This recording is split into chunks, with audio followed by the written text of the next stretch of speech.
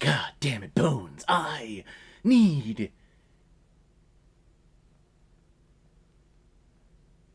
you.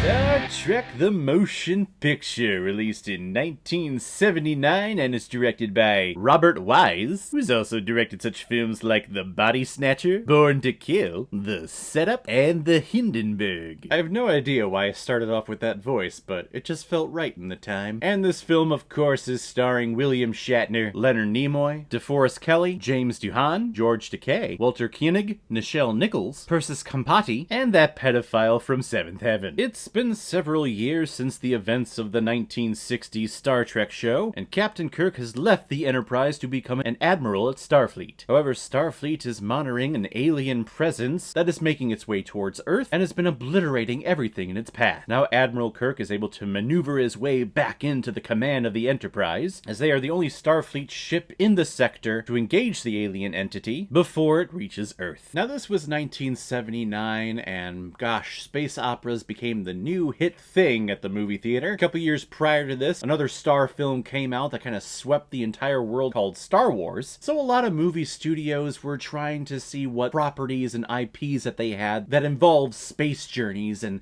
space battles and stuff that they can put out in the movie theaters, because again, space was the next big thing. Well, Paramount had this property called Star Trek that was a hit in the 60s on television, and they were thinking, yeah, this could easily transition into the movies, so let's create an entire franchise. And what we got here is something not similar to Star Wars. Star Wars is very fighty and very fast and very simple.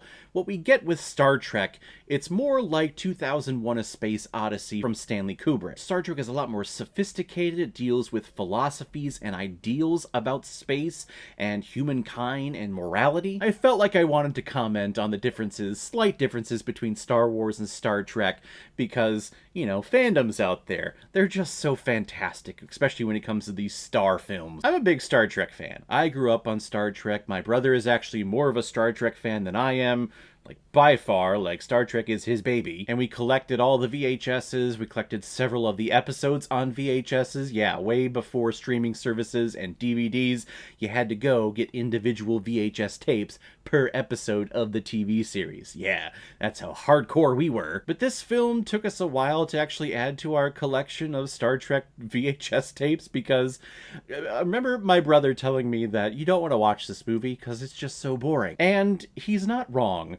There's a lot of drawn-out sequences in here that if you are not in the mood for what you get, and for a lot of just watching a starship watch another starship that's basically a cloud in space, if you don't know watching, then yeah, it's going to be boring for you. I will say, though, that this watching of this film, it's better than what I remember. How it goes with the Star Trek franchise is that all of the even number films are the better ones, and the odd number films are not so good. This one, yeah, probably still not so good, but it's actually better than what I remember. At least I was way more intrigued with the visual effects and the long drawn-out sequences this time. When I was a kid watching this movie, and we got this section where the Enterprise actually entered in this alien entity cloud, and it was just flying through and watching all these big structures, we would fast forward through that. No fast forwarding happening here, though. It is clear to me, just with the demeanor of the actors in their roles that they had played for several years and were probably sick and tired of it, the fact that they were asked to come back because their careers couldn't take off in other directions and they were all known for Star Trek, you can tell that there's some resentment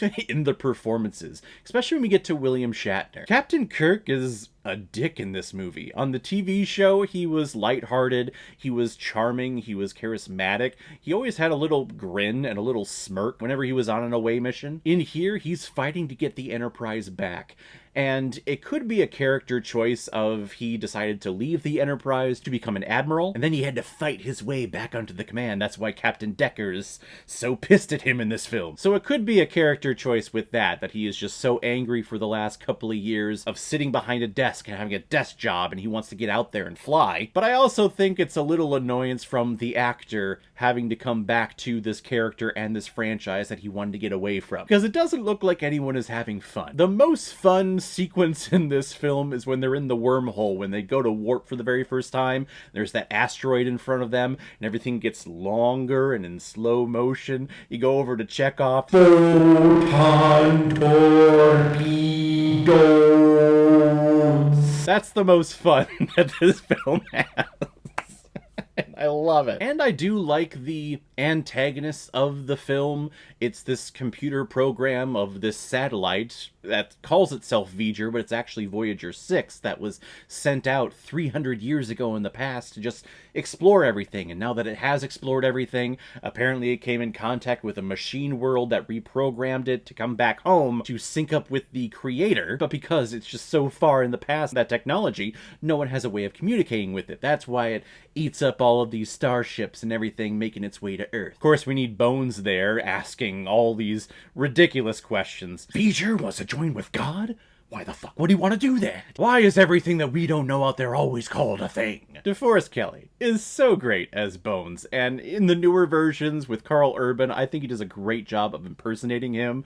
But God, Kelly just had a way about him that he just hated everything, but he loved being next to his friend. He loved being next to Kirk and Jim. And that's why he was always pulled into all this shit, even though he didn't want to be. I think these long, drawn-out visual effects sequences, while boring and not a lot of things are happening in it, for visual effects-wise, it's impressive for the time. And just putting my mindset back into the theaters, like if I was seeing this for the first time in theaters back in 1979, I would have thought this would have been really cool. I also would have been a very, very, very young child, and Captain Decker would have, gosh, loved to sit next to me, I think. Star Trek the Motion Picture, I think, is an acquired taste.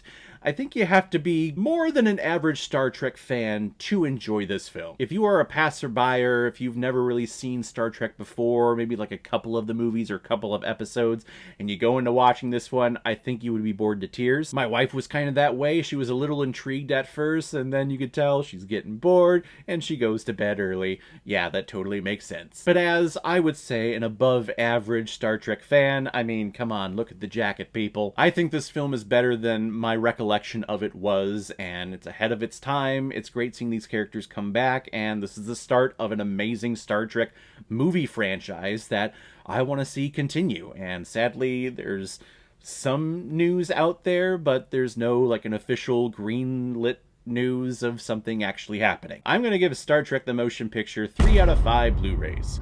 Not exactly what I had in mind, but not bad. So guys, if you've seen Star Trek the Motion Picture, what did you think about it? What is your ranking of all of the Star Trek films that have been released in theaters? Whatever you thought, comment below and let me know what you thought about it. And as always, if you like what you see here, if you like my take on movies, then hit the subscribe button and make sure you hit that bell.